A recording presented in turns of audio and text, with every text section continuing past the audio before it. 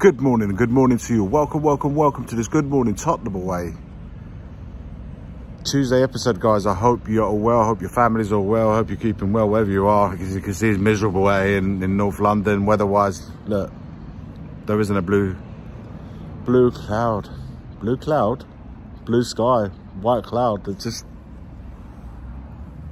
nada. Anyway, guys, I hope you guys are well. For those of you who missed the stream last night, the Monday night stream, my, what a stream it was. If you missed it,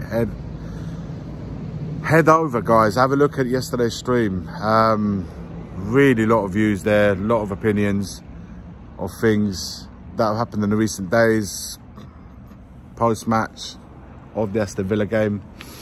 And things that we've got to do, you know. We've got a massive game coming up against Galatasaray away. We've got Ipswich on Sunday. And you know, it's like we've got injuries, you know, 2 injuries to the centre-backs. Richarlison's come back, he's got an injury himself. And all of a sudden we find ourselves going at Galatasaray with Dragusin and Davis. Listen, they're not bad players. I'm just saying, not ideal scenario where 2 backup players who have been backup players till now find themselves starting in a game coming up, an important game.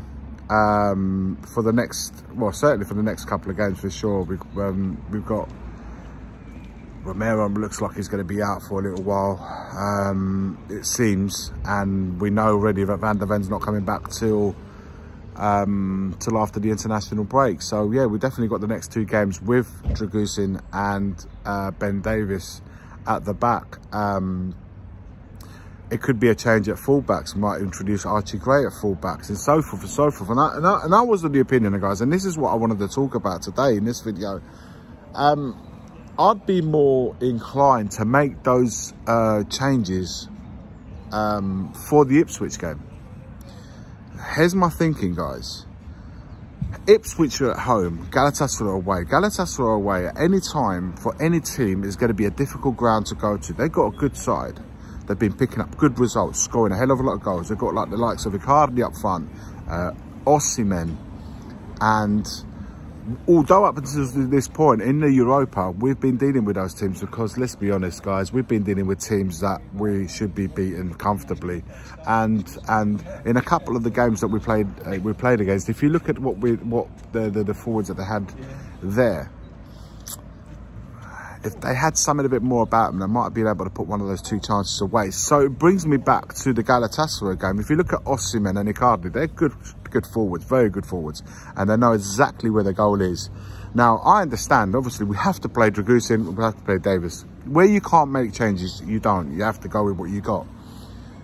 But should it not be the case of we don't play Archie Gray at fullback, be it left or right? You know, he was going to come up against difficulties. Why would you not try and protect him? In my opinion, try and protect him and play him against the likes of Ipswich. Maybe even in midfield, who knows? Let me know what you think about that. And go with Porro and Udogie at fullbacks. I think we should start in those areas, especially in the wide areas where I feel that we're going to get tested. We should be starting with our first team fullbacks. And then so forth, you know, where midfield, we have a little bit of luxury where we can make a few changes. We've got players available there that can do that. And up front, of course, with Richarlison now, you have to go with Son, Johnson and Solanke. Mikey Moore might even be looked into. But other than that, you know, you've got Odibert out, Richarlison's now out. So, of course, we haven't got a lot of changes there. So I kind of get in that area, in the central area and up front, you haven't got really a lot to go with. But in midfield, we can mix it up a little bit. Why would we not, in my opinion, we should go with the strongest team against Galatasaray, try and get that qualification done, you know, as quickly as possible. So then we can put all our attentions to the Premier League games. Now, I'm not underestimating Ipswich. I know Ipswich are not doing brilliant in the league, and I know all of that. And there's no way I'm underestimating, but I'm thinking Galatasaray away and Ipswich at home. 2 matches are coming up. Which of the 2 are easier? And I'm thinking to myself, if we don't get a result at Galatasaray, it puts us under pressure because you've got to rack up the wins there. But at least in the league, the worst case scenario, we drop points against Ipswich. We have enough time to make up for those points for what the best outcome from, I've always said with this squad this season, the best outcome we can we can hope for is 4th place. But I see us finishing in those Europa places unless something changes and we bring players in January and so forth and recover 1 or 2 injuries, because that's what we're looking at. We are subjected to 2 or 3 injuries and we are screwed, because that's the squad. We've only got really 11, 12, 13 players that we've been reliant on. The rest of them are just not to the level.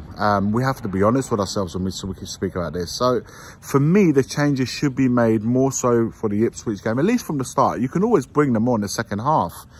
If it's not going well, we can still recover that. But I feel like Galatasaray, if we don't go with our strongest possible team, if we start bringing the Archie Grays in and all these other inexperienced boys to a place like Galatasaray, listen, they might be able to swim, but the chance of probability on a difficult ground like that against a team like Galatasaray is that it could also go south very quickly, and then it will have a knock-on effect for the Premier League 3 days later. How can it not? So yeah, I just wanted to share my thoughts with you. I wanted to let you know what I thought and how I think we should go about it. Get the qualifications done in Europa.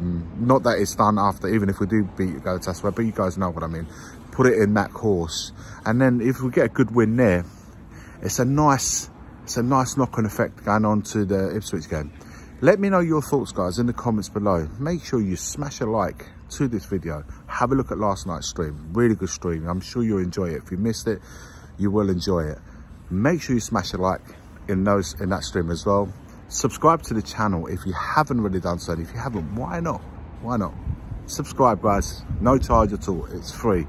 And activate the bell, which means every time we go live or a video is loaded up, you'll be the first to know on your device.